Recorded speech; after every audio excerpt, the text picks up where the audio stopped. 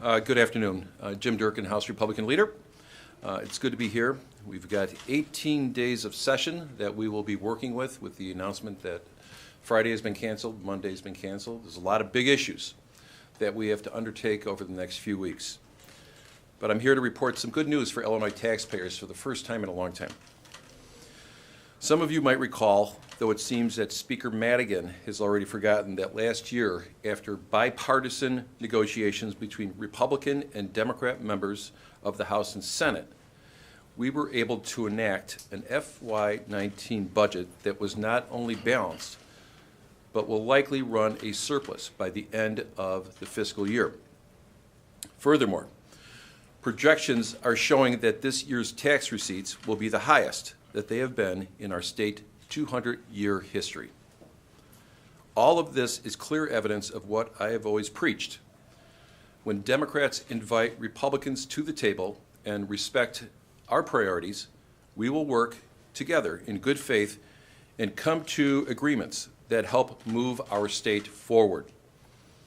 And because of our bipartisan work last year, Governor Pritzker is now able to move off this misguided and short-sighted approach to balancing the FY20 budget by artificially lowering our obligations to the state's pension systems. What's even better is that taxpayers can now be reassured that Governor Pritzker and his Democrats' repeated call for more and more of their hard-earned money to balance the budget is unnecessary. Work with the Republican caucus and we will help you balance the FY20 budget like we did last year, and that's without raising taxes. The numbers are clear. We now have the money to balance the budget with no new taxes or no tax increases. There's no need to talk about raising taxes on bags, cigarettes, businesses, or the middle class. And there is certainly no reason to be even considering a graduated tax now. The desperate pleas for more taxes have rung hollow Illinois for years, and now taxpayers know the truth.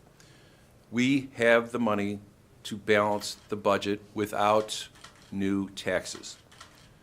With only 18 days left of session, we must start working now to craft another truly balanced budget with no new taxes or increases, and one that will continue projecting our state towards fiscal responsibility.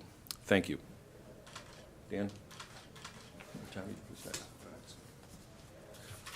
Tom Demmer is going to. Good morning. I'm Tom Demmer, State Representative from Dixon. Over the last several weeks, appropriations committees in the House have been meeting regularly to work on a plan to balance the budget without including any of the proposed new revenues that Governor Pritzker included in his budget address. We've been working off very conservative numbers. And while the work has been difficult, while there's been some pain, while there's been some strife in those committees, most committees were able to come to a point where we had balanced proposals without including any of the governor's tax increases. With yesterday's news, we have a positive step, a positive opportunity for the working groups to consider. Yesterday's revenues put us at a number that's approximately $1 billion above where our working group levels had been. In addition to that, as a sign of good faith, the House Republican caucus is prepared to put our proportionate number of votes behind proposals to do an MCO assessment, as Governor Pritzker proposed in his budget address, and behind an expansion of sports gaming, also which was proposed by the governor in his budget address. We believe that working in a bipartisan way and acknowledging the improved revenue forecasts that were offered by the Department of Revenue yesterday, that frees up an additional $1.6 billion for FY20 that can go back to appropriations working groups that have already been meeting across the House and help funnel desperately needed funds towards those areas where we felt the most pressure or maybe had the most difficult time cutting during our bipartisan working group discussions. We think that this $1.6 billion will help ensure that next year's budget is reasonable, is sustainable, and addresses some key priorities, while importantly being a budget that, again, is balanced for the full year without any additional tax increases. I'm Representative Dan Brady from Bloomington Normal, and I represent thousands of university employees and teachers, and I want them to know that the House Republican caucus stood with them against Governor Pritzker's attempts to shortchange the retirement. For years, the Illinois government has looked to pension holidays to shore up its annual budget. These holidays created a pension crisis and worry for my constituents and thousands more public employees across the state who depend on their hard-earned pensions. Not only have pension holidays hurt its beneficiaries, they hurt taxpayers the most, costing us billions of dollars more than if we just paid into the system what we owed when we owed it. The thought of another pension holiday as a shortcut to meaningful budget negotiations was simply wrong, and I'm glad we were able to take that bad idea off the table for now, and I'm hopeful that it stays off. And I'm thankful that the governor acted responsibly on this issue. I also want to remind everyone of the success of the pension buyout program from the bipartisan FY19 balanced budget that we've referred to here. In the state employee retirement system, we have had over 400 members take that buyout option. The state systems will have to certify their buyout participation to the state on June 15th of this year. With those additional savings, we can be assured that the potential for an FY20 balanced budget without a tax increase is a reality if we work together. And I'm hopeful that we will do that. And I hope that we would do that together will stabilize the pension systems in Illinois. Thank you.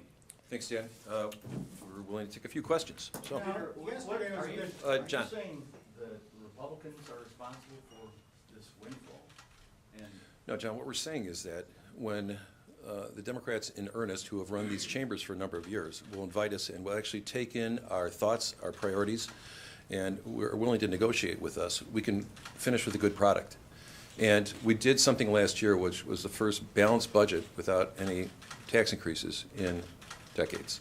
We're asking the Democrats, as of this day, with 18 legislative days left in the calendar, bring us back in. If you want to get something good done, people want to see bipartisan work. The governor preached about that at the beginning of the year. Our major problems need to be addressed in a bipartisan manner. This is the opportunity to, again, replicate what we finished last year. And that's what I'm saying. and why you share the Pritzker administration's optimism that the projections can be, that, you know, given the April revenues, that the projections can be upgraded and that we've got more. Why will that trend continue of the greater revenues? I'm going to ask Tom if he wants to be able to get into the specifics on that. So, you know, we're relying on guidance from the Department of Revenue, which has a lot more information about the nature of the increased collections that we saw in April. So, you know, I think that we have the opportunity to hear from COGFA as well as they get more information on this. But working under the assumption that the Department of Revenue has collected the appropriate data and is projecting those forward, we believe their projection for next year's improved collections. Illinois grew 1.3% GDP last quarter 2018. The rest of the country growing substantially as well. I don't know, 1.3% substantial, but is Illinois missing out on even more revenue, more growth? Is this Illinois kind of getting the fringes of the national economic? Well, of course we are. We're benefiting from things that have happened in Washington, but we have said over and over again, there's more we need to do to be able to help growth in Illinois, and those are pro-business types of reforms. We've, I don't know how many times we've been down here talking about that, whether it's reforming our workman's compensation system or unemployment insurance system. How about going back and returning and doing something with our pension systems, which nobody on the Democrat side wants to touch, which is really disappointing that there is no earnest effort to go back to the courts. And I've said before that I think we need to be able to address the John Cullerton consideration model. I had votes ready to go on that last year.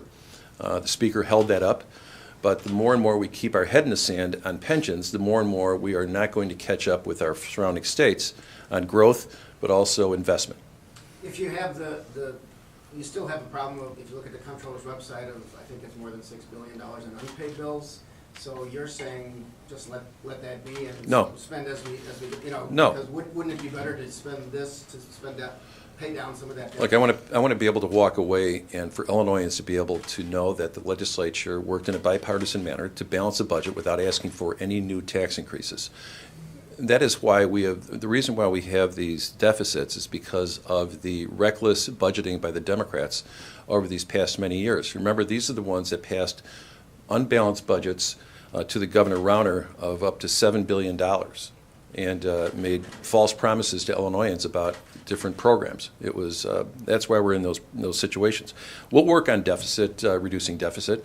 Right now, we have to deal with the budget. We've got 18 days left, but we're prepared to work, obviously, on the budget, but also ways in which we can start reducing backlog that we currently have at the comptroller's office. It's not going to happen overnight, but there has to be a dedication of the 4 caucuses and the governor to address that, as opposed to continually just forget about it, like our problems with our pension systems, or believe that for some reason that the backlog is going to evaporate overnight, but that's real money that we have to pay vendors who are still struggling because of the state's lack of their, I would say that their reckless budgeting, failure to be able to live up to their obligations that they've promised so many people. But why not let the new money help pay down the backlog, because you say you don't know how you're gonna pay it down? Well, we'll get there when we get our budget squared away. Our first responsibility is when we walk into the legislature every year, is to make sure that we have, that we can walk out at the end of May with a balanced budget. Something which has been a bit of a novelty down here, despite the fact that our Constitution requires it. But we hope that this will be a second year in a row that we're able to accomplish a balanced budget. What we have left afterwards, we can address collectively and what we can put towards our backlog.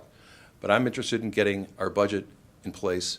We can talk about the next step, about how we can address the backlog in a professional manner after we get this major obligation out of the way. You said is it fair bring to call- Republicans back in. Are you guys not having bipartisan conversations? As We haven't. We have. Well, look, we have working groups, which is great.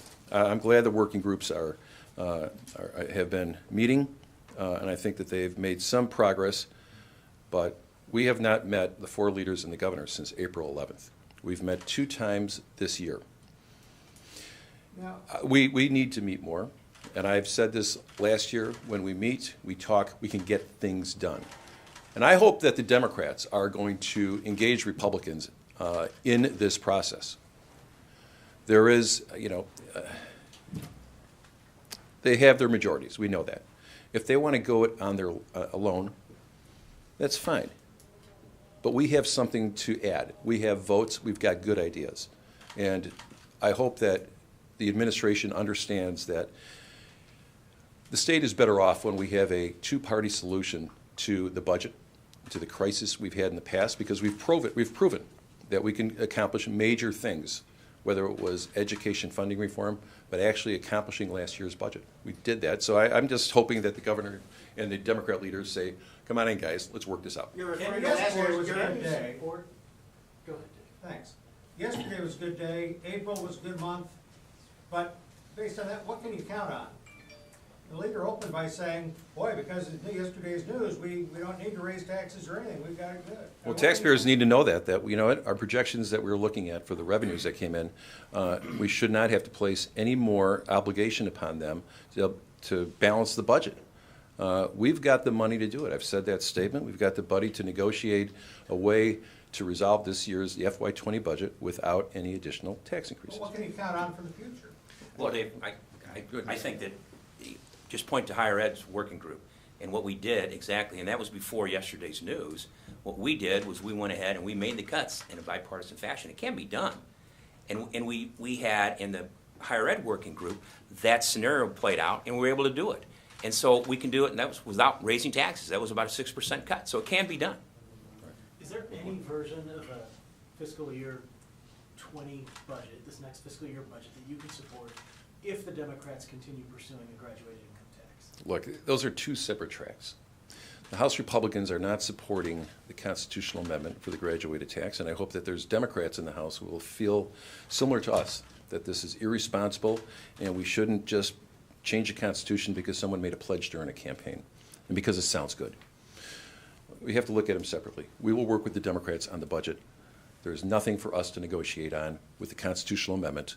We are firmly opposed to it. Each and every Republican in the House will be voting no when that comes up for a vote, and we will be doing everything we can to be able to talk to Democrats who are like-minded, that understand that this is a policy that ultimately is going to be bad for Illinois' economy and Illinois taxpayers. Thank you. All right, thanks, everybody.